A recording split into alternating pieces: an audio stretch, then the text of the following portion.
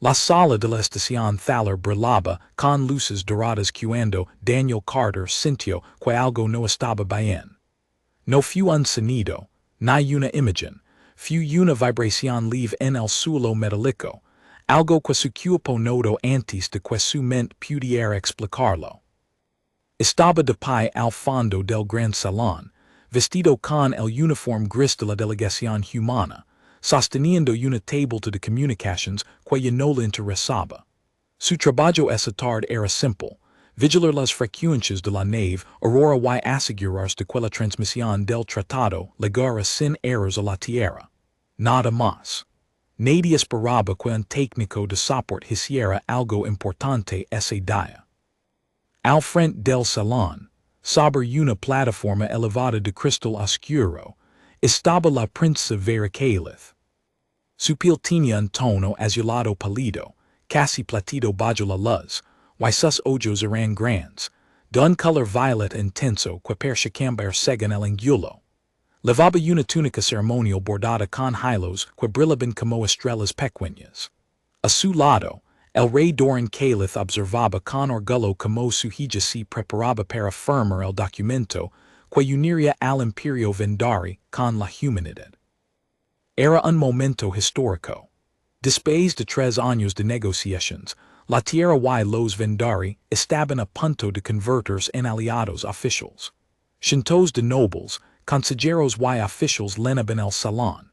Entre ellos estaban Ryan Mitchell y Megan Brooks, 2 miembros de la delegación humana, sentados cerca del frente junto al capitán Henry Dalton, líder de la misión diplomática.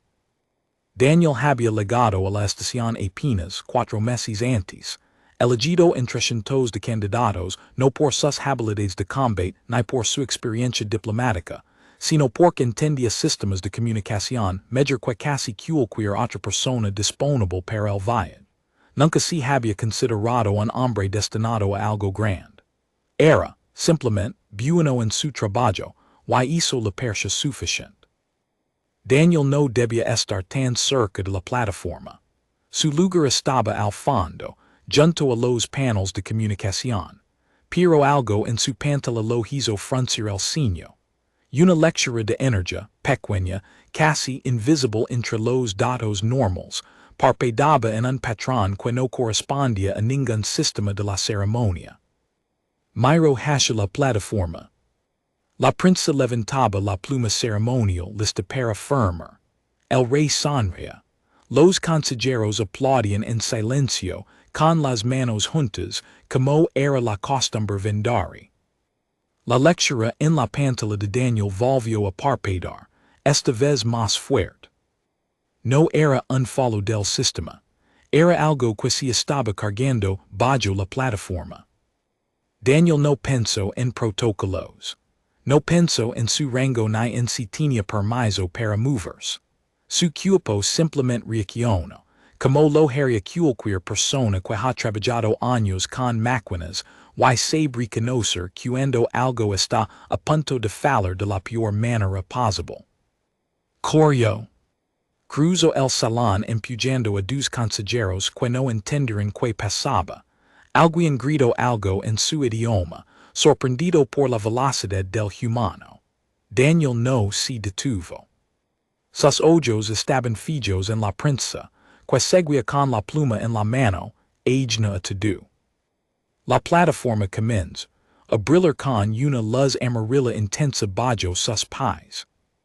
Daniel saltó los últimos escalones, extendió los brazos y empujó a Vera hacia un lado con toda la fuerza que pudo reunir. Los 2 cayeron al suelo, lejos de la plataforma, justo en el instante en que un estallido de luz y calor llenó el salón. El sonido fue ensordecedor. Una onda de air caliente empujó a todos hacia atrás. Los cristales del techo temblaron. La plataforma donde momentos antes estaba la princesa quedó destruida, convertida en fragmentos retorcidos de metal. Por un instante, todo el salón quedó envuelto en humo gris y polvo brillante. Daniel escuchó gritos lejanos, el sonido metálico de los guardias corriendo hacia la plataforma, alguien llamando a la prensa por su nombre con desesperación. Reconoció, entre el ruido confuso, la voz de Ryan gritando algo que no logró entender del todo. Y otra voz, más cercana, que parecía ser la de un guardia real ordenando que despejaran el área de inmediato. Todavía tenía un brazo sobre Vera, protegiéndola del calor que seguía emanando de los restos de la plataforma. Ella respiraba con dificultad bajo su peso, pero estaba consciente, tosiendo por el humo. Daniel intentó levantarse para alejarla más, pero sintió que sus piernas no respondían con la misma fuerza de antes. No se mueva, alcanzó a decir, con la voz quebrada por el humo, ya está a salvo. Esas fueron, quizás, las últimas palabras claras que pronunció antes de que el dolor en su espalda se volviera insoportable.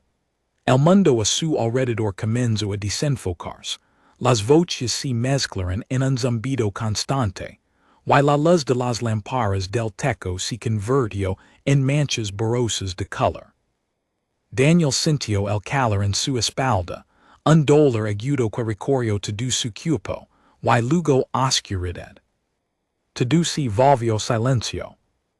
No supo cuánto tiempo pasó. Los segundos y los minutos se mezclaron en una nada confusa. Lo último que recordaba era el peso de la prensa bajo su brazo, próchida, y el calor quemando su piel. Cuando abrió los ojos, lo primero que vio fue un techo blanco, distinto al metal oscuro del salón. Una luz suave iluminaba la habitación. Sintió un dolor sordo en el hombro y en la espalda, pero estaba vivo. Eso era lo único que su mente pudo procesar al principio. Estaba vivo. Entonces escuchó las voces. No eran una o dos. Eran muchas, susurrando, hablando entre ellas en un idioma que no reconocía del todo, mezclado con algo de su propio idioma, como si los traductores automáticos estuvieran trabajando rápido para seguir la conversación. Daniel giró la cabeza con cuidado y se dio cuenta de algo que lo dejó completamente quieto. No estaba en una habitación vacía. Estaba rodado. A su alrededor, formando un círculo amplio alrededor de la cama médica donde descansaba, estaba reunida toda la corte vendari. El rey Doran, con el rostro pálido y los ojos fijos en él. Varios consejeros vestidos con túnicas oscuras, observándolo con una mezcla de asombro y desconfianza. Guardias con armaduras plátidas, inmóviles como estatuas.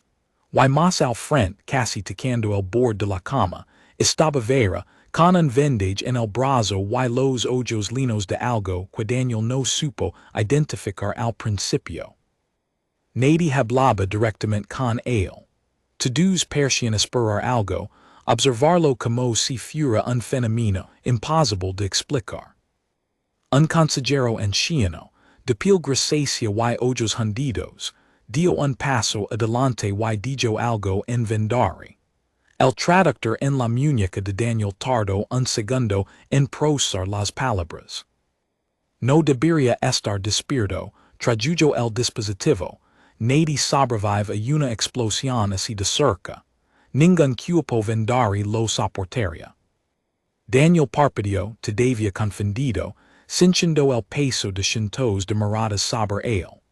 Uno de los guardias más jóvenes, cerca de la puerta, susurró algo a su compañero, incapaz de ocultar su asombro. Otro consejero, al fondo de la sala, negaba con la cabeza lentamente, como si todavía estuviera procesando lo que sus propios ojos le mostraban. ¿Qué pasó?, preguntó con la voz ronca. Nadie respondió de inmediato. El silencio en la sala se volvió más pesado, como si su simple pregunta hubiera roto algo en el ambiente. Vera dio un paso hacia adelante, lentamente, y por primera vez Daniel notó que sus manos temblaban un poco. Salvaste mi vida, dijo ella, en voz baja, y luego sobreviviste a algo que debería haber matado dos veces. El rey Doran avanzó también, con una expresión difícil de leer, mezcla de gratitud y temor. Humano dijo, mirando fijamente a Daniel, vas a tener que explicarnos muchas cosas. Porque hoy, frente a toda mi corte, ocurrirán dos milagros que nadie en este imperio puede explicar. Daniel miró a su alrededor, a los rostros serios, curiosos, algunos todavía sorprendidos, y entendió que su simple trabajo de revisar frecuencias de comunicación se había convertido en algo mucho más grande. Algo que apenas estaba comenzando. Los médicos vendari, vestidos con túnicas blancas que cubrían sus rostros hasta los ojos, pidieron a la corte que se retirara para poder revisar a Daniel con calma. El rey Doran aceptó, aunque con visible reluctancia, y ordenó que dejaran solo a un grupo pequeño dentro de la sala. La princesa Vera, el consejero anciano que había hablado antes, cuyo nombre era Lorvin, y dos guardias junto a la puerta.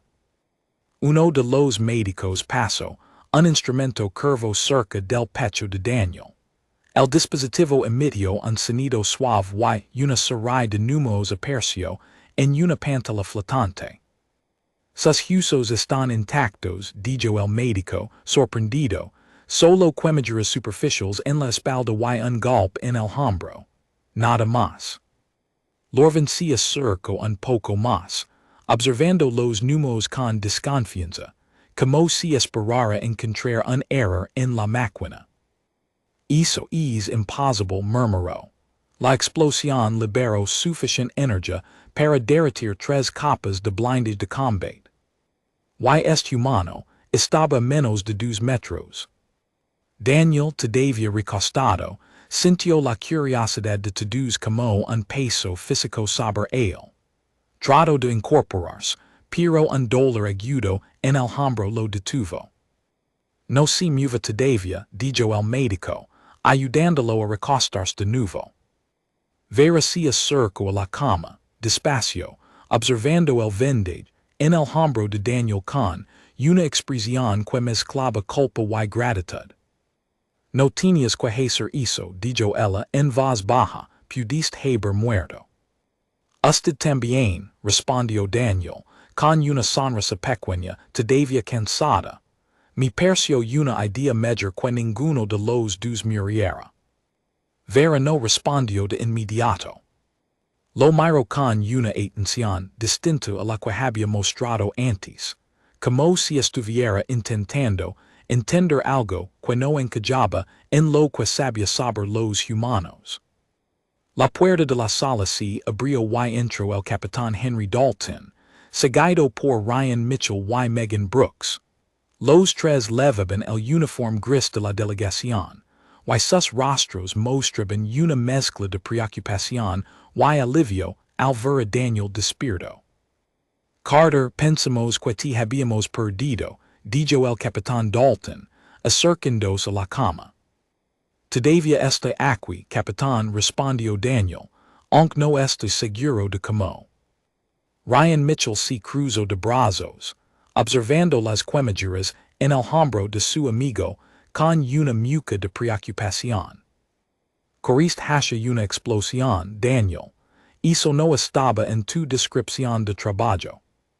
Tampoco estaba en la suya destruir una plataforma de cristal en el momento exacto de la firma del tratado, respondió Daniel, intentando aligerar el ambiente. Megan Brooks, la médica de la delegación humana, se acercó para revisar los signos vitales de Daniel con su propio equipo, comparando los datos con los de los médicos vendari. Después de un momento, levantó la vista, sorprendida. Sus números están normales, dijo, mejor que normales. Su cuerpo está procesando el trauma como si fuera un golpe fuerte, no una explosión. El consejero Lorvin observaba todo esto con los ojos entrecerrados, pensativo. Finalmente habló, dirigiéndose al rey, que había regresado a la puerta para escuchar. Majestad, esto cambia las cosas. Si los humanos pueden sobrevivir así, su valor como aliados es mayor de lo que pensábamos. Pero también significa que no entendimos completamente con quien estamos tratando. El rey Doran asintió lentamente, sin apartar los ojos de Daniel. Lo discutiremos más tarde, dijo, por ahora, lo importante es entender qué pasó realmente en esa plataforma. Esto no fue un accidente. La palabra accidente quedó flotando en el aire pesada. Ver aprieto los labios, y por un instante, Daniel notó un destello de miedo genuino en sus ojos violetas, algo que iba más allá de la formalidad de la corte.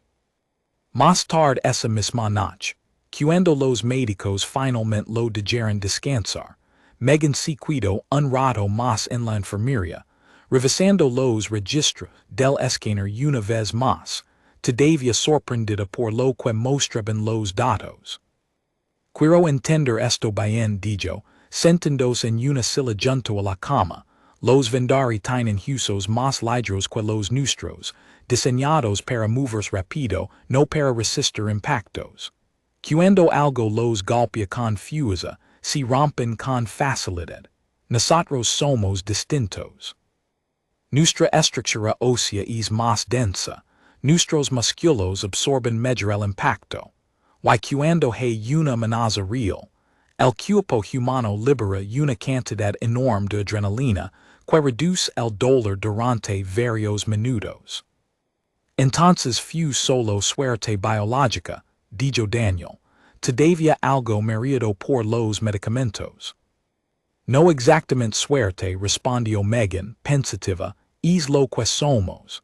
Evolucionamos en un planeta lleno de depredadores, de caídas, de golpes constantes. Nuestros cuerpos aprendieron a sobrevivir a cosas que otras especies, criadas en ambientes más controlados, jamás tuvieron que enfrentar. Daniel se quedó pensando en eso un momento, mirando el techo blanco de la enfermería. Entonces lo que para ellos parece un milagro, para nosotros es solo otro martes difícil. Megan sonrió, cansada pero genuina. Algo así. Al día siguiente, el rey Doran ordenó una pequeña recepción privada para agradecer formalmente a la delegación humana, aunque insistió en mantenerla discreta, lejos de los oídos de la corte completa, mientras se investigaba quién era responsable del ataque. Daniel, todavía con el brazo en un capstrillo, asistió junto al capitán Dalton, Ryan y Megan, sentados alrededor de una mesa baja decorada con frutas de colores brillantes que ninguno de los humanos había visto antes. Un serviente vendari les explicó, con paciencia, que aquellas frutas pequeñas y translúcidas, llamadas cena, solo crecían en los jardines reales y eran ofrecidas únicamente en ocasiones de gran importancia. Ryan probó una con cautela, y su expresión de sorpresa hizo ver suavemente a dos consejeros sentados cerca, los primeros en mostrar algo parecido a cálidas hacia los humanos desde la explosión. Seba algo entre una manzana y miel, dijo Ryan, sorprendido pero más frío. El rey Doran, observando la escena desde su asiento, se dirigió a Daniel con un tono más relajado que el usado en la sala médica días antes. En mi pueblo existe un dicho antiguo, dijo, quien protege sin esperar nada a cambio, mera ser protegido sin conditions. Usted no esperaba nada esa tarde, técnico Carter. Y sin embargo, todo mi imperio ahora le debe algo. Daniel sintió el peso amable de esas palabras, distinto al peso incómodo de las miradas curiosas de días antes. Solo espero que podamos encontrar a quien hizo esto antes de que lo intente de nuevo, Majestad respondió. El rey asintió lentamente, y por un momento, su expresión se volvió más sombría, como si recordara que la amenaza, a pesar de la calidez del momento, seguía sin resolverse. Durante los días siguientes, mientras Daniel se recuperaba en la enfermería de la estación, El rumor de lo ocurrido se extendió por toda la estación Thaler y luego hasta el planeta Vendris. Algunos nobles hablaban del humano que había sobrevivido a una explosión imposible. Otros más cautelosos comenzaron a preguntar si los humanos no serían simplemente más peligrosos de lo que parecían, capaces de resistir cosas que ningún Vendari podría soportar. El capitán Dalton convocó una reunión privada con Daniel, Ryan y Megan en una sala pequeña cerca de la enfermería. En la mesa había un mapa holográfico de la plataforma destruida, con marcas rojas indicando los puntos donde se habían encontrado restos del dispositivo explosivo. Los ingenieros Vendari encontraron fragmentos de un mecanismo bajo la plataforma, dijo el capitán, señalando el holograma. No era parte del diseño original. Alguien lo instaló allí, probablemente días antes de la ceremonia. ¿Saben quién? Preguntó Daniel. Todavía no, respondió Dalton, pero hay algo que debe saber, Carter. La principio específicamente que participaras en la investigación. Daniel levantó las cejas, sorprendido. Yo no soy investigador, apenas soy técnico de comunicaciones. Eres el único que no es sospechoso de nada, dijo Ryan, con una media sonrisa. Todos los demás en esa sala tenían algún motivo posible, alguna rivalidad antigua, alguna ambición política. Tú apareciste de la nada y le salvaste la vida. Eso te convierte en la única persona de la que nadie duda. Megan Brooks asintió seria. Además, los Vendari confían en tu instinto. Dicen que sentiste el peligro antes de que sus propios sistemas de seguridad lo detectaran. Eso no es algo común. Daniel se quedó calado un momento, pensando. Su hombro todavía dolía, y la idea de meterse en una investigación de un intento de asesinato en una corte alienígena no era exactamente lo que había imaginado cuando se unió a la misión diplomática. Pero algo en la mirada de Vera, en ese instante de miedo genuino que había visto en sus ojos, lo hizo decidirse. Está bien, dijo finalmente, ayudaré en lo que pueda, pero necesito acceso a los registros de seguridad de la plataforma, y necesito hablar con la prensa directamente. El capitán Dalton sonrió, satisfecho. Eso ya está arreglado, Carter. Él te está esperando esta tarde. Esa misma tarde, Daniel caminó por los pasillos curvos de la estación Thaler, todavía con el brazo en un capstrillo ligero, siguiendo a un guardia Vendari hacia los jardines privados de la familia real. La estación, vista desde dentro, era un lugar impresionante. Paredes que parecían hechas de cristal vivo, jardines suspendidos con plantas de colores imposibles en la tierra, y ventanas enormes que mostraban el planeta Vendris girando lentamente abajo, con sus océanos verdes y sus continentes morados. Encontró a Vera sentada junto a una fuente pequeña, observando el agua caer en silencio. Cuando lo vaya acercarse, se puso de pie. Gracias por venir, dijo ella. Sé que todavía te estás recuperando. Está bien, respondió Daniel, aunque el dolor en su hombro decía lo contrario. Su padre dijo que esto no fue un accidente. Quiero ayudar a entender qué pasó. Vera asintió, y por un momento miró hacia los jardines, como si estuviera decidiendo cuánto podía confiar en él. Hay personas en la corte que no quieren esta alianza con la tierra, dijo finalmente. Piensan que los humanos son una amenaza, que nos están debilitando al abrirnos a especies nuevas. El consejero Lorvin no es uno de ellos, pero hay otros, más poderosos que she. ¿Alguien en particular? Preguntó Daniel. Vera dudó antes de responder. El gran consejero Varen ha estado en contra del tratado desde el principio. Tiene mucha influencia entre las casas nobles más antiguas, Pero acusarlo sin pruebas seria un error grave. En nuestra corte, una acusación falsa puede destruir a quien la hace, no solo a quien la recibe. Daniel observó el rostro de Vera, notando la tensión en sus hombros, el cuidado con el que elige cada palabra. Entonces necesitamos pruebas, dijo. Y necesitamos encontrarlas antes de que intenten algo de nuevo. Vera se sentó de nuevo junto a la fuente, y por un momento, el peso de la conversación pareció aligerarse un poco. ¿Cómo es vivir en la tierra? Preguntó, casi como si necesitara hablar de algo distinto, aunque solo fuera por un instante. La pregunta sorprendió a Daniel, pero respondió con calma, sentándose también cerca del borde de la fuente. Tengo una familia pequeña en una ciudad junto al mar. Mi madre todavía cultiva tomates en un jardín diminuto detrás de la casa, aunque le digo que es más fácil comprarlos. Mi hermana trabaja con niños, enseña matemáticas, nada extraordinario, solo vida normal. Eso suena hermoso, dijo Vera, con una sinceridad que sorprendió a Daniel. Aquí cada momento de mi vida ha sido planeado por alguien más, mi educación, mis alianzas, mi futuro. Nunca tuve la libertad de simplemente existir, sin que cada gesto significara algo político. Quizás esta alianza también puede traer eso, dijo Daniel.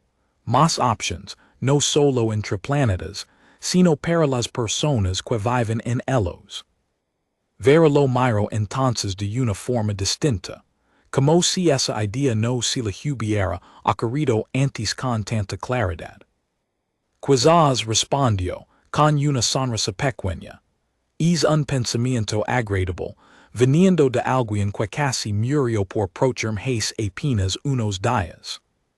Prefiero pensar en el lado agradable de las cosas, respondió Daniel. El otro lado todavía duele bastante. Los dos rieron suavemente, un sonido extraño en medio de la tensión de los días anteriores, pero bienvenido.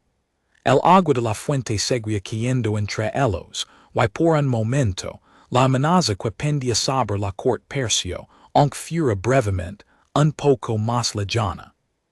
Las palabras quedaron suspendidas en el aire del jardín, junto al sonido constante de la fuente. Ninguno de los dos sabía todavía cuánto tiempo les quedaba antes de que el verdadero peligro volviera a aparecer. Durante los días siguientes, Daniel y Vera comenzaron a trabajar juntos, revisando con cuidado todo lo relacionado con la plataforma destruida. Los ingenieros Vendari habían recuperado fragmentos del mecanismo explosivo, pequeños trozos de metal oscuro, con un patrón de circuitos que nadie en la estación reconoce del todo. Daniel pidió permiso para examinar los fragmentos junto a Ryan Mitchell, que además de ser parte de la delegación humana, tenía experiencia previa trabajando con sistemas electrónicos complejos. Los dos se instalaron en un laboratorio pequeño cerca de la enfermería, con los fragmentos colocados sobre una mesa metálica bajo una luz brillante. Este patrón de circuitos no es Vendari, dijo Ryan, observando uno de los fragmentos con una lupa digital. Es más simple, más directo. Parece diseñado para pasar desapercibido entre la tecnología local. ¿Quieres decir que vino de otro lugar? Preguntó Daniel. Quiero decir que alguien hizo un esfuerzo deliberado para que pareciera un fallo técnico, no un ataque, respondió Ryan. Si los ingenieros Vendari no hubieran encontrado estos fragmentos, todo el mundo creería que fue un accidente de la plataforma. Vera, que había llegado al laboratorio poco después, observó los fragmentos con atención. Eso significa que quien lo hizo conoce bien nuestros sistemas de seguridad, dijo. Y sabía exactamente cómo evitar que se detectara antes de la ceremonia.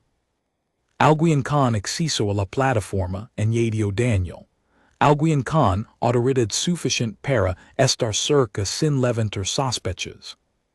Los tres se quedaron en silencio, pensando en las implicaciones de esa idea.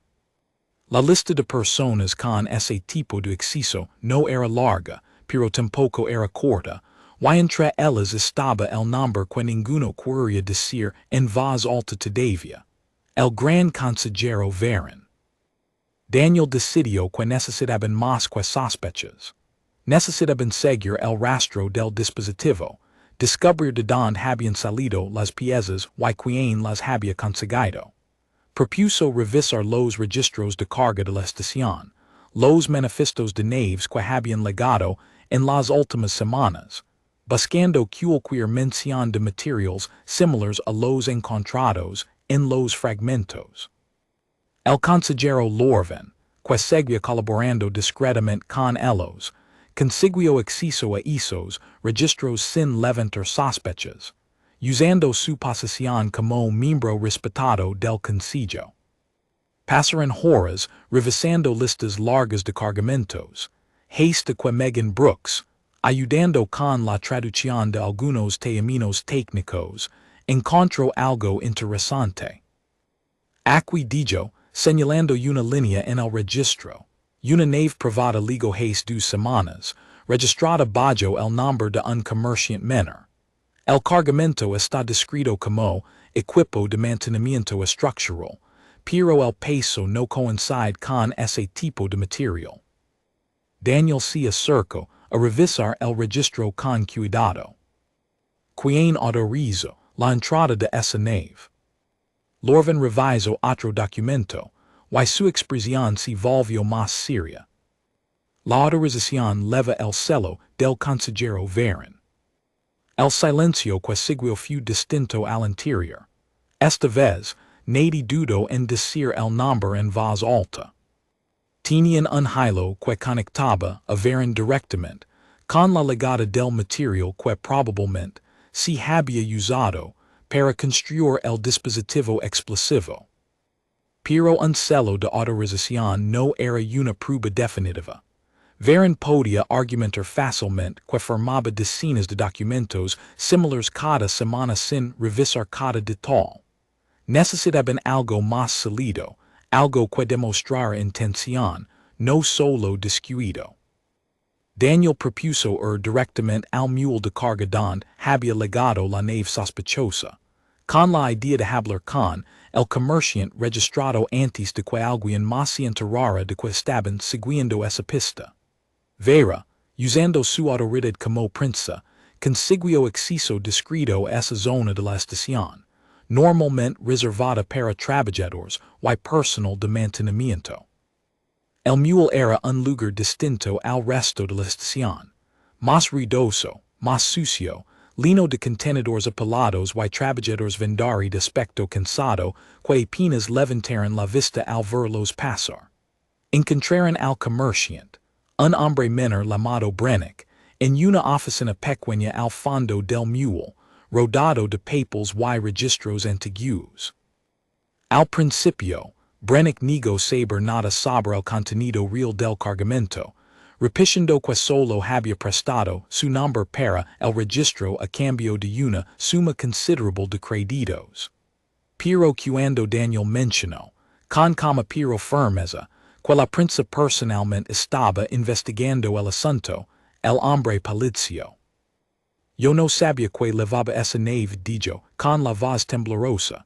Un hombre vino a verme hace 3 semanas. Ofreció pagarme el triple de mi tarifa normal si registraba el cargamento bajo mi nombre y no hacía preguntas. Necesitaba el dinero. Mi familia. No pregunté más de lo necesario. Pude describir a ese hombre. Preguntó Vera, con un tono que dejaba claro que esperaba una respuesta completa. Brennick dudó, mirando hacia la puerta como si temiera que alguien estuviera escuchando. No romancé su rostro completo. Levaba una capucha, pero hablaba con la formalidad de alguien acostumbrado a dar órdenes, no a pedir favors, y levaba un anillo prensa con el celo de una de las casas del concilio. Lo Roman 6 cuando me intrigo el pago. Reconocería ese celo si lo viera de nuevo, preguntó Daniel. Brenica sintió todavía nervioso. Vera sacó un pequeño dispositivo de su túnica, capaz de mostrar imágenes de los emblemas de las distintas casas nobles registradas en el concilio. Después de revisar varias opciones, Brennick se detuvo en una imagen específica, señalándola con un dedo tembloroso. Esto seguro. El emblema correspondía, sin ninguna duda, a la casa de Varen. De regreso hacia los niveles superiores de la estación, Daniel sintió que finalmente tenían algo más sólido que un simple celo administrativo. Un testigo dispuesto a hablar, y una descripción que conectaba directamente al consejero con el origen del material explosivo. Todavía no era suficiente para una acusación formal frente a toda la corte, pero estaban más cerca de lo que habían estado en días. Necesitamos protegerlo, dijo Vera, refiriéndose a Brennick. Si Varen se entera de que habló con nosotros, no dudará en silenciarlo de alguna forma. Daniel asintió, y pensando en cómo organizar esa protección sin levantar sospechas, mientras los dos avanzaban por los pasillos curvos de la estación, cada uno con la mente puesta en el mismo objetivo.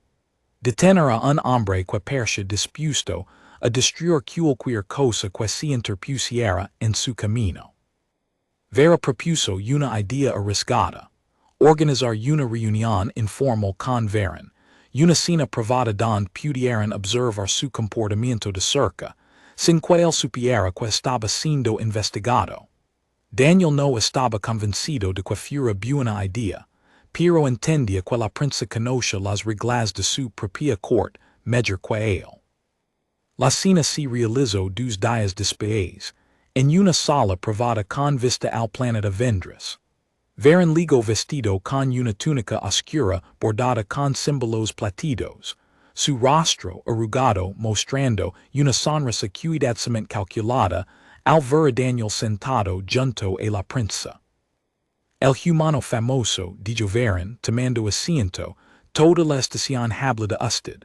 El hombre que sobrevivió a lo imposible. Solo hice lo que cualquiera habría hecho, respondió Daniel, con cuidado de mantener un tono neutral. Que modesto, dijo Varen, sin que su sonrisa cambiara. Aunque me pregunto, no le parece sospechoso que un simple técnico de comunicación supiera detectar un peligro que nuestros propios sistemas de seguridad no detectaran.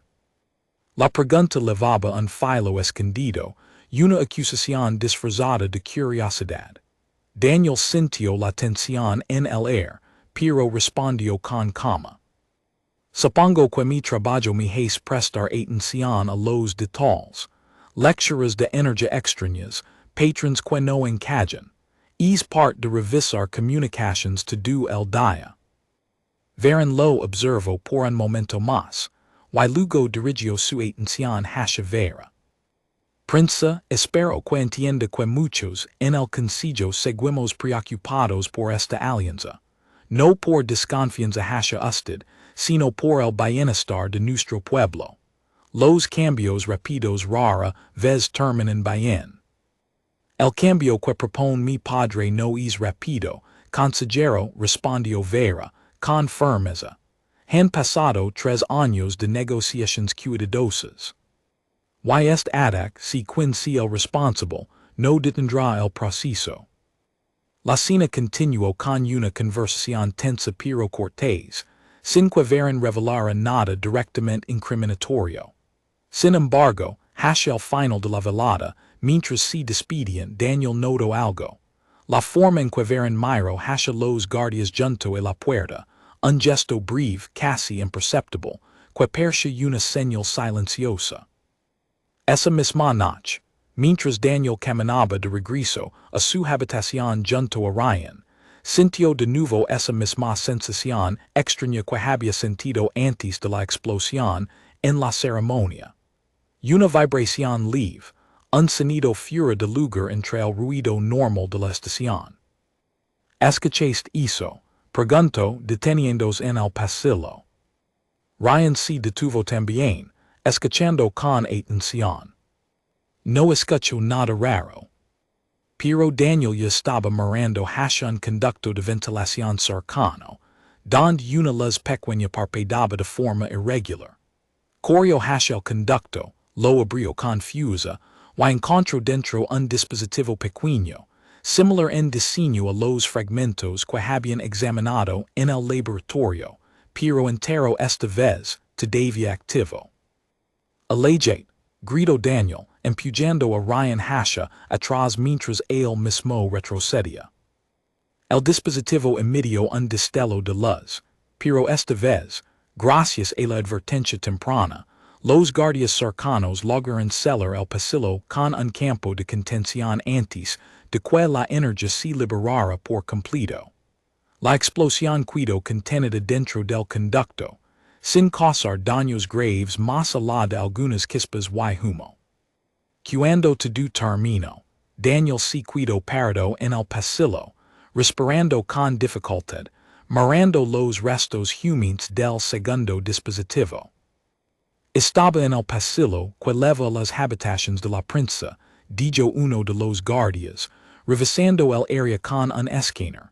Si no lo hubiera encontrado, habría detonado cerca de su puerta. Veriligo minutos después, alertada por el ruido, y al ver a Daniel de pie junto al conducto destruido, su expresión pasó de la preocupación al miedo genuino.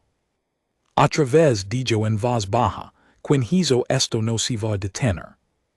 Daniel asintió, sintiendo el peso de la situación de una forma más clara que antes. Ya no se trataba solo de investigar un incidente pasado. Alguien estaba decidido a eliminar a la prensa, y cada intento parecía más cuidadosamente planeado que el interior. Megan ligó poco después, alertada por los guardias, y revisó rápidamente que ni Daniel ni Ryan tuvieran heridas más allá de algunas quemaduras menores en las manos por el calor residual del conducto. Mientras limpiaba una pequeña marca en la muñeca de Daniel, su expresión se mantuvo seria, concentrada. Esto se está acelerando, dijo, sin levantar la vista del vendage. El primer ataque tardó semanas en prepararse. Este segundo parece haber sido instalado en menos de una semana. Quien esté detrás de esto está perdiendo la paciencia. O ganando confianza, añadió Ryan, todavía con la respiración agitada. Creo que puede seguir intentándolo sin que lo descubramos. Vera se sentó en un banco cercano, abrazándose los brazos, algo que Daniel no la había visto hacer antes, ni siquiera en los momentos más tensos de la corte. Por primera vez desde que se conocían, parecía simplemente una persona joven, asustada, en lugar de una prensa cuidadosamente entrenada para ocultar cualquier emoción frente a otros. Sabes lo más difícil de todo esto, dijo, sin mirar a nadie en particular, no es el miedo a morir, es no saber en quién confiar. Crece rodada de estas personas. Comí con ellas, celebré con ellas, aprendí de ellas. Y ahora no puedo mirar a ningún consejero sin preguntarme si fue el quien ordenó esto. Daniel se sentó a su lado, manteniendo una distancia respetuosa pero cercana. Pude confiar en su padre, dijo. Pude confiar en Lorvin, que ha arriesgado su posición ayudándonos. Y pude confiar en nosotros. Eso ya es más de lo que tenía hace 2 semanas. Ver lo miro, y algo en su expresión se suavizó ligeramente, aunque el miedo seguía presente en el fondo de sus ojos. Gracias, dijo simplemente, sin necesidad de explicar más. Ryan, observando la escena desde unos pasos atrás, intercambió una mirada breve con Megan, una mirada que no necesitaba palabras. Ambos notaban algo crescendo entre Daniel y la prensa, algo que iba más allá del deber o la gratitud formal. Ninguno de los dos lo mencionó en ese momento, conscientes de que había problemas más urgentes que atender. Necesitamos hablar con su padre, dijo Daniel finalmente, poniéndose de pie.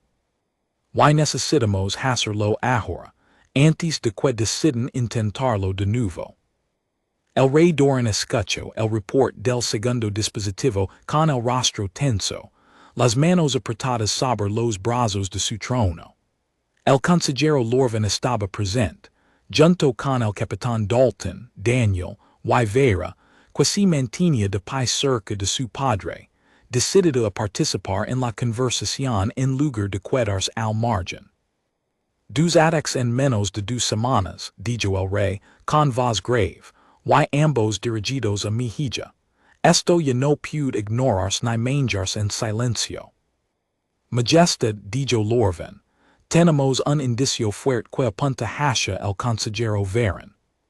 El celo de autorización en el cargamento sospechoso, su comportamiento durante la cena, y ahora, el segundo dispositivo, instalado en una zona a la que solo unos pocos consejeros tienen acceso sin supervisión. Un indicio no es una prueba, respondió el rey, frustrado. Varen tiene aliados poderosos en las casas antiguas. Una acusación sin pruebas sólidas podría dividir la corte justo cuando más necesitamos unidad. Daniel dio un paso adelante, consciente de que como humano, sus palabras tenían un peso distinto en esa sala, pero decidido a hablar de todas formas. Entonces demos la oportunidad de cometer un error, dijo. Si Varen cree que todavía no lo sospechamos, podría intentarlo de nuevo, de una forma que podamos detener y, esta vez, capturar con pruebas claras. El rey lo miró con sorpresa, sopesando la idea. Está sugiriendo usar a mi hija como cebo. Estoy sugiriendo que digamos que crea que ganó algo de tiempo, mientras nosotros nos preparamos mejor que antes, respondió Daniel. Su hija ya está en peligro de todas formas. La pregunta es si enfrentamos ese peligro con un plan, o esperamos a que vuelva a aparecer sin aviso. Vera habló entonces, con voz firme. Padre, estoy de acuerdo con Daniel. No quiero vivir escondida en mis habitaciones esperando el próximo ataque. Prefiero enfrentarlo con un plan, rodeada de personas en las que confío. El rey dudó un largo momento, mirando a su hija, y finalmente asintió, aunque con visible preocupación. Habrá una cacería ceremonial en los bosques de Sendreth, en la superficie de Vendres, dentro de 3 días, dijo. Es una tradición antigua, parte de las celebraciones por el tratado. Vera debía asistir de todas formas. Usaremos ese evento. El plan se organizó con cuidado durante los días siguientes. Daniel, Ryan Mitchell, y un grupo pequeño de guardias vendariles al rey, seleccionados personalmente por Lorvan, se prepararían para acompañar a la princesa durante la cacería, vigilando cualquier señal de actividad sospechosa. Megan Brooks se quedaría en la estación, lista para asistir médicamente si algo salía mal. El capitán Dalton coordinaría las comunicaciones entre la superficie y la nave Aurora, manteniendo un canal abierto en todo momento. La noche antes de partir hacia la superficie, Daniel revisó su equipo una última vez en su habitación, comprobando el dispositivo de comunicación de corto alcance que le había oculto bajo la ropa. Ryan entró sin avisar como solía hacer, y se sentó en el borde de la cama, observándolo trabajar. Nervioso, preguntó. Preocupado, más bien, respondió Daniel, sin levantar la vista del dispositivo. Si esto sale mal, no vamos a tener una segunda oportunidad para atrapar a Varen con vida y con pruebas suficientes. Entonces no salgamos mal, dijo Ryan, con una sonrisa que intentaba aligerar el ambiente, aunque su voz mantenía un fondo serio. Para eso estamos aquí, Daniel. Tú detectas lo que nadie más detecta. Yo entiendo la tecnología. Y entre los dos levamos cabriendo espaldas desde que llegamos a esta estación. Daniel finalmente levantó la vista, ascendiendo con algo parecido a gratitud. Gracias por venir, Ryan, en serio. Y dejarte tener toda la gloria con la princesa, respondió Ryan riendo, de ninguna manera. El día de la cacería ligó con un cielo morado claro sobre los bosques de Sendreth, un paisage impresionante de árboles altos con hojas plátidas, que brillaban suavemente bajo la luz del sol de vendres. Daniel, vestido con un equipo de protección ligero proporcionado por los vendari, caminaba cerca de Vera mientras el grupo avanzaba por un sendero ancho, rodado de nobles y guardias. Vera estaba presente también, como era de esperar dado su rango en el concilio, caminando varios pasos detrás del grupo principal junto a dos asistentes personales que Daniel no reconoce. Durante la primera hora, todo transcurrió sin incidentes. La cacería era más una formalidad ceremonial que una actividad real de caza, con los participantes siguiendo senderos marcados mientras guardias vigilaban desde posiciones elevadas. Pero Daniel no podía relajarse. Cada sonido fuera de lugar, cada movimiento entre los árboles, lo mantenía alerta. Los bosques de Sendreth estaban llenos de pequeñas criaturas voladoras de plumage azul que cantaban con un sonido parecido a campanas distantes.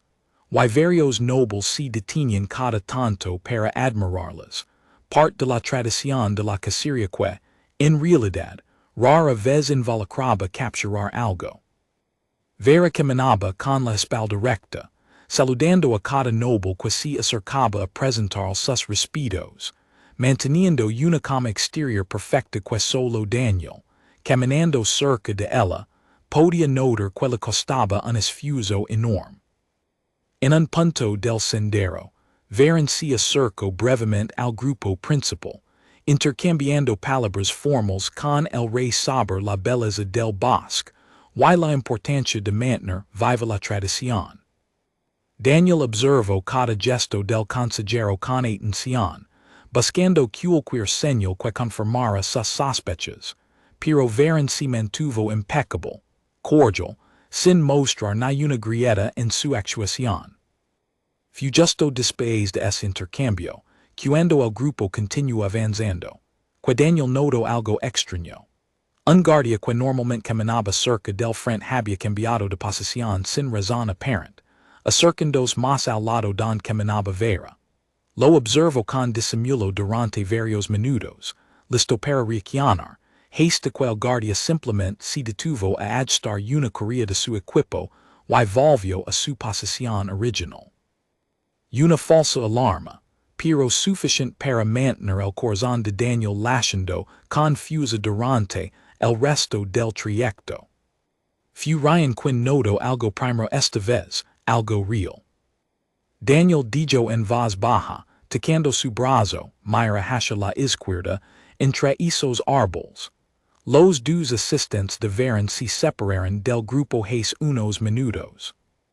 Daniel miró en esa dirección y, efectivamente, los dos hombres que acompañaban a Vera no estaban visibles entre la multitud de nobles.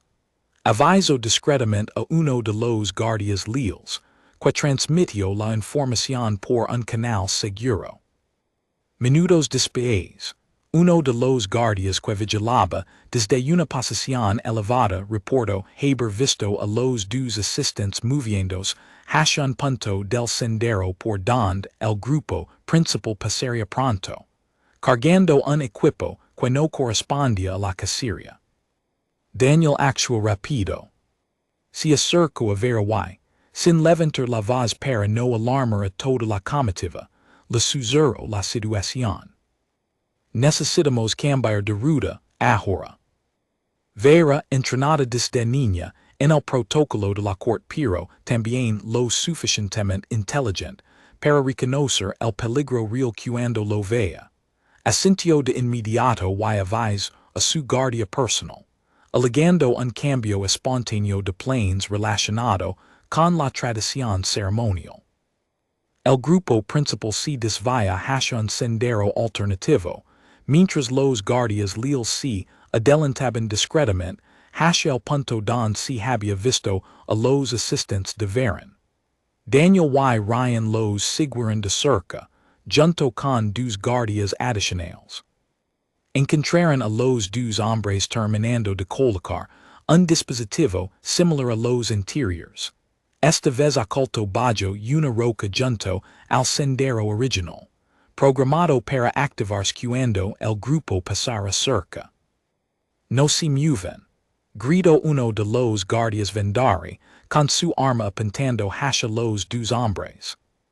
Los asistentes de Varen, sorprendidos, intentaron huir hacia el bosque denso, pero Daniel, recordando años de entrenamiento físico básico de su servicio en la tierra, corrió tras uno de ellos, esquivando raíces gruesas y ramas bajas, sintiendo el aire frío del bosque llenar los pulmones con cada paso.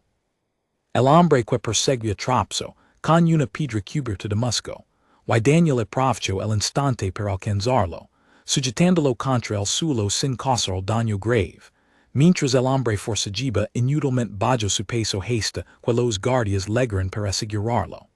El otro asistente fue capturado poco después por los guardias Vendari, que lo rodearon antes de que pudiera escapar muy lejos hacia un arroyo cercano.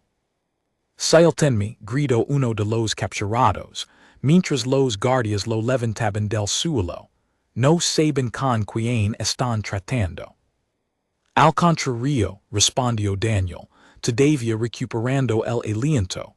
Creo que estamos empezando a entender exactamente con quién estamos tratando. El dispositivo fue desactivado con cuidado por un especialista que había sido incluido en el grupo precisamente para ese propósito, evitando así un tercer intento de explosión. Vera, que había observado toda la escena desde una distancia segura junto a su guardia personal, se acercó lentamente, mirando los restos del dispositivo con una expresión de alivio mezclado con cansancio. Dos veces en un mes dijo, en voz baja, mientras Daniel se acercaba a ella, empezó a pensar que la suerte se nos va a acabar pronto. No fue suerte, respondió Daniel. Fue Ryan, fueron los guardias, y fue usted, confiando lo suficiente para cambiar de ruta cuando se lo pedí sin explicaciones completas. Vera esbozó una sonrisa cansada, la primera desde que habían descubierto el dispositivo. Supongo que hizo también cuenta. Cuando levaron a los dos hombres capturados ante el rey, que había sido informado de inmediato y trasladado de vuelta a la estación con seguridad reforzada, ninguno de los dos quiso hablar al principio. Pero Lorvin, usando métodos de interrogatorio cuidadosos y respetuosos de las leyes Vendari, logró que uno de ellos confesara, presionado por la evidencia clara y la promesa de un trato más justo si cooperaba. El nombre que confirmó fue el que todos ya sospechaban. El gran consejero Varen había planeado todo desde el inicio, no solo para detener el tratado con la tierra, sino para crear una crisis de sucesión que le permitiera tomar mayor control sobre el concilio, usando el caos posterior a la muerte de la princesa como excusa para consolidar poder bajo el pretexto de proteger al imperio de una alianza peligrosa. El rey no esperó ni un segundo más.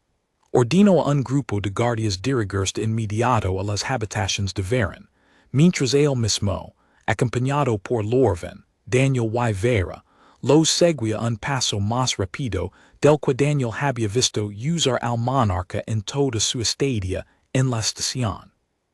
Los pasillos curvos de la estación parecían más largos que nunca, cada puerta cerrada un obstáculo más entre ellos, y la posibilidad de detener al hombre responsable de todo lo ocurrido. Si tienen aliados todavía dentro de la estación, podría ya estar avisado, dijo Daniel, manteniendo el paso junto al rey. Entonces espero que ustedes corran tan rápido como dicen las historias. Técnico Carter, respondió el rey, sin disminuir la velocidad. Cuando los guardias del rey llegaron a las habitaciones de Varen para arrestarlo, encontraron la habitación vacía, con señales de una salida apresurada. Varen había escapado, probablemente alertado por la captura de sus asistentes, dejando atrás solo algunos documentos comprometedores que confirmaban sus planes con mayor detalle. La noticia de que el verdadero responsable había huido cayó como un peso sobre toda la corte. La prensa estaba a salvo, por ahora, pero el hombre que había intentado matarla dos veces seguía libre, en algún lugar de la estación o quizás y escapando hacia el espacio abierto. No se hará lejos, dijo el rey con determinación, cerraremos cada punto de salida de esta estación.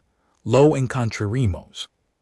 Daniel, todavía con la respiración agitada después de la persecución en el bosque, miró a Vera, que observaba todo con una mezcla de alivio y tensión.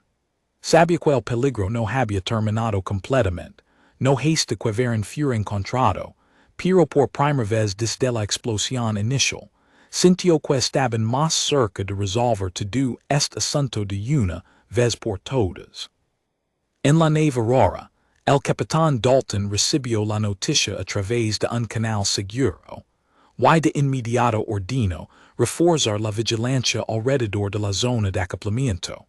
Por si Varen intentaba robar una nave humana en lugar de una Vendari para escapar.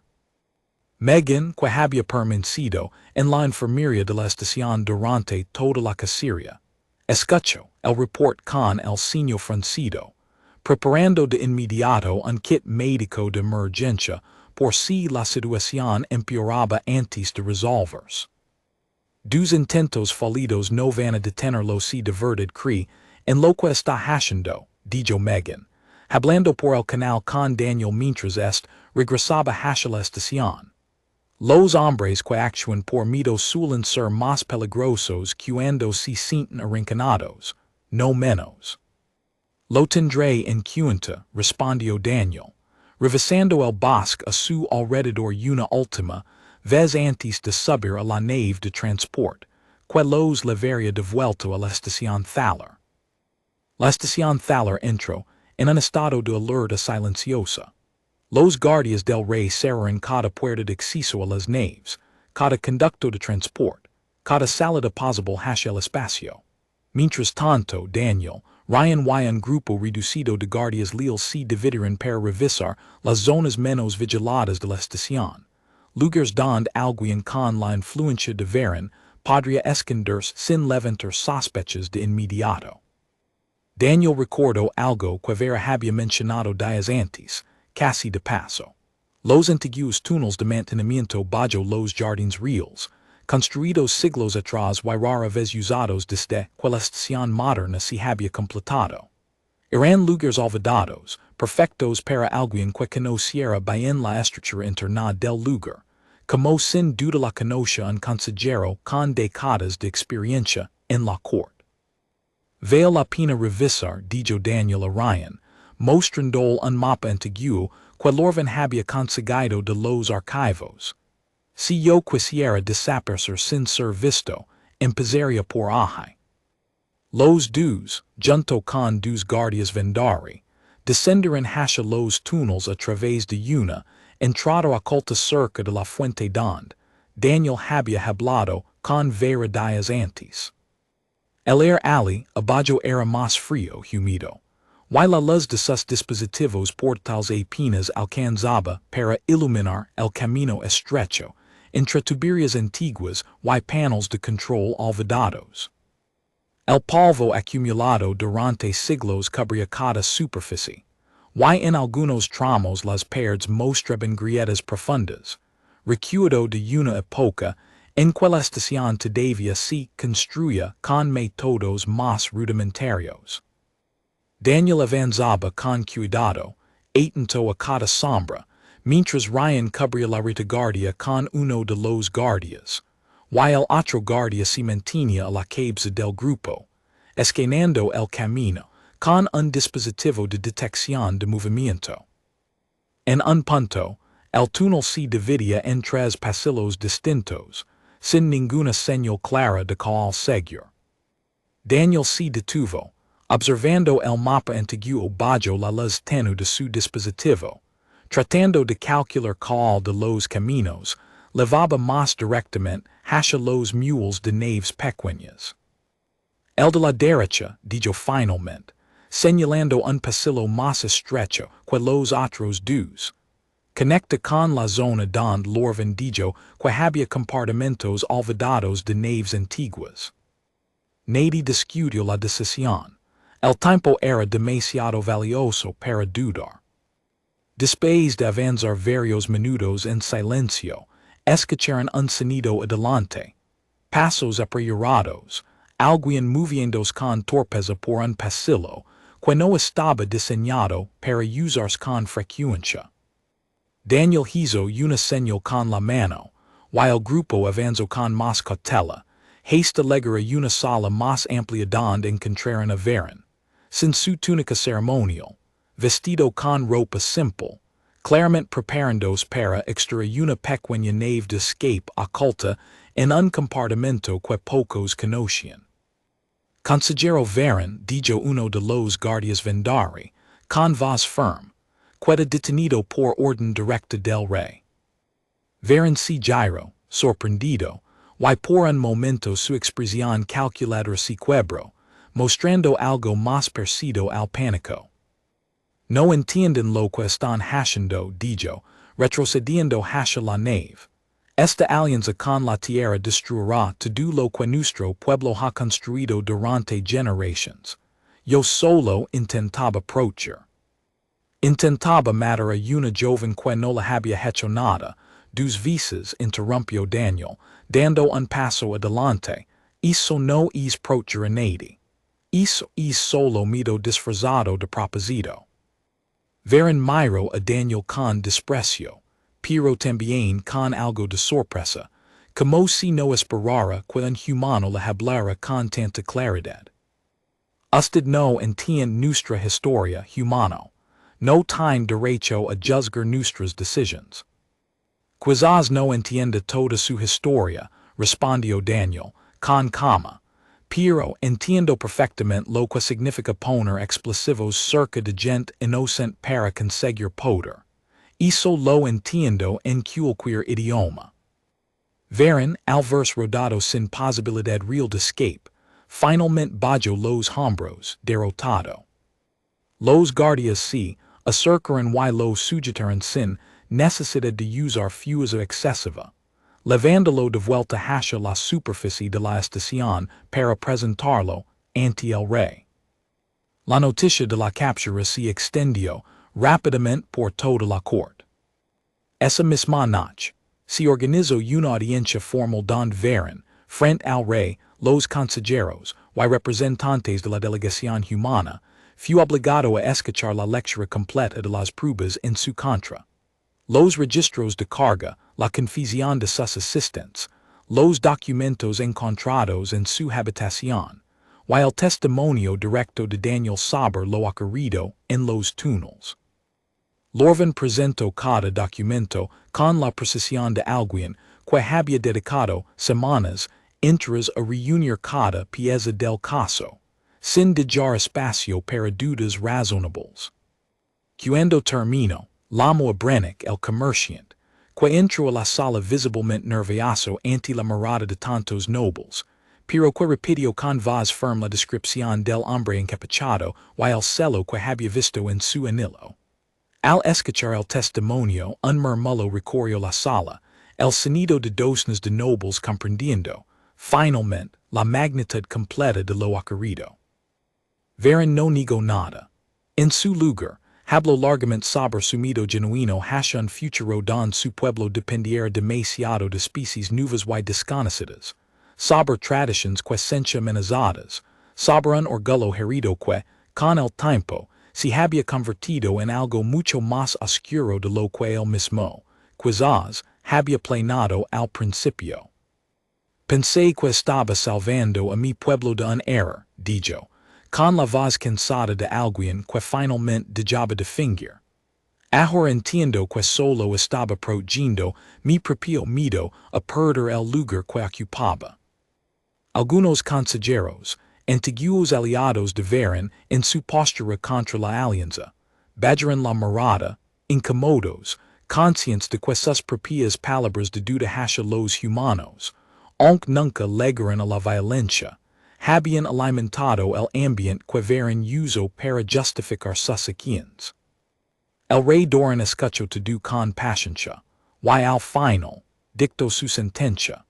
Varen sería despedido de su título y su influencia en el concilio, exiliado a una colonia remota donde no pudiera causar más daño, pero sin castigos más severos, respetando así las leyes antiguas que prohibían la violencia excesiva incluso contra quienes habían intentado cometerla. El miedo que senches hacia el cambio, dijo el rey, mirando a Varen por última vez, no justifica el daño que intentas causar, pero tampoco te convierte en un monstruo sin razón. Eso es, quizás, lo más triste de todo este asunto. Con Varen retirado de la corte, un peso enorme pareció levantarse de los hombros de todos los presentes. La firma del tratado, interrumpida semanas atrás por la explosión, finalmente pudo completarse en una ceremonia mucho más sencilla, sin la pompa original, pero con un significado todavía mayor. La prueba viva de que la alianza había sobrevivido a un intento directo de destruirla.